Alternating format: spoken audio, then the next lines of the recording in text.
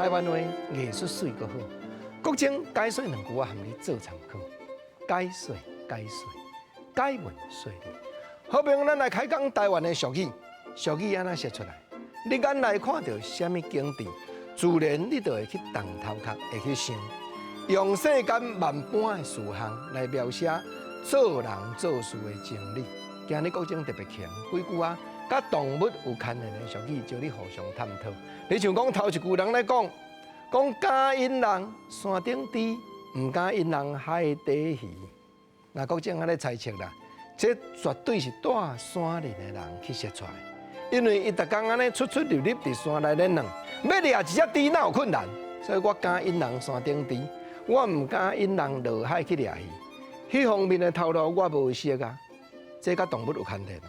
当然，咱嘛听过道边讲咧，你若住伫咧海边的，什么款鱼伊要掠，当然袂得甲讲有在地用注文的。毋过吼，转嘛转甲对，人伊就会讲啊，吼，国情咧判断啦，俗语甲生活的环境有牵连啦。敢引人海底鱼，唔敢引人山顶低。人因无定着安尼讲啊你，毋过咱嘛知，第一甲生活的环境有牵连，第二甲时代变迁安怎有牵连。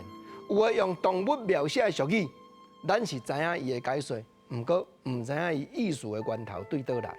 亲像我搁来比一个咧，有一句话讲：狗咬铁钉毋愿放。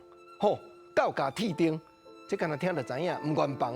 这件代志，伊就是真固执、真坚持，安尼叫做狗咬铁钉毋愿放。毋过国情啊，淡薄甲你承认，举两手双手投降。我毋知影讲是安那狗咬铁钉，想去看到这个景，去写这句俗语出来哩。原来意思已经毋知啊啦。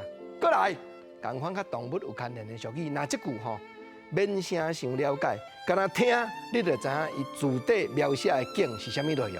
讲叫做举大腿讲杀母。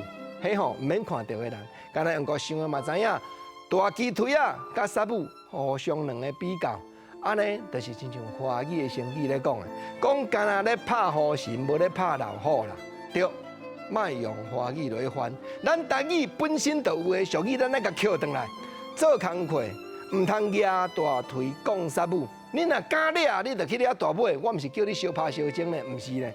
我是讲社会大家伫咧议论政治上，大家有吵嘴的时，爱用这个台湾俗语来应用，才有艺术，才有艺术。